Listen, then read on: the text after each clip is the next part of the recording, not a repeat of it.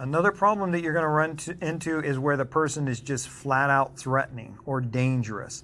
Now, you're going to try to ask your attorney, you're going to ask your client about these types of things ahead of time, and a lot of times the law firm will just tell you, hey, heads up on this one. This guy has been threatening, or he's been refusing service from people, other process servers. But if you think there's going to be threats, if you think it's going to be dangerous, you can call the police and have them stand by while you serve process on the person. And this is a phenomenal thing.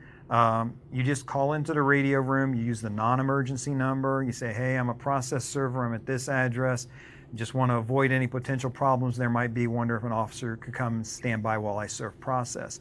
And you may have to wait a while, it's a very low priority run, but the police will come out and they'll be there while you serve process. Now, this is the type of thing that can be very, very helpful. I had a case once with a guy he refused service. He's the type of guy who wouldn't come to the door. He really had no property in his name. Nothing was in his name, and he was being sued. I don't know what they hoped to get from this person. He had nothing on paper. Now, he did somehow manage to live in a beautiful, wonderful condo. He drove a beautiful, shiny red sports car. And I know for a fact from going out there trying to serve him that he would eat thick, juicy steaks on the grill. Matter of fact, one time I went out to serve him. He refused to come to the door. I actually saw him duck down, drop behind the couch. And there was no fences or anything. I kind of smell a barbecue. I go around back and see the steaks on the grill. And I'm not a mean-spirited person, but I did stick around long enough to make sure that those steaks were going to be cooked more than he wanted to be cooked before I walked away. But this person was a very difficult person to get a hold of, and I ended up having to do surveillance on a bar that I was told he liked to hang out with. And so I had all kinds of information that was a little bit off. The bar was the wrong bar. Even the car that was described to me was the wrong car.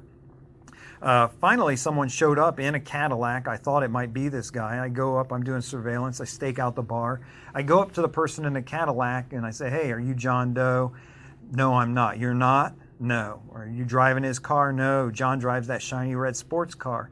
Oh, well, do you know where he might be? Well, if he's not here, he's down at Joe's Pub down the block.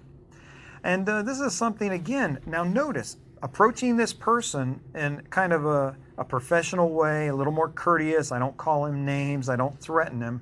He gives me this valuable information, the bar that the guy hangs out at and the type of car he drives.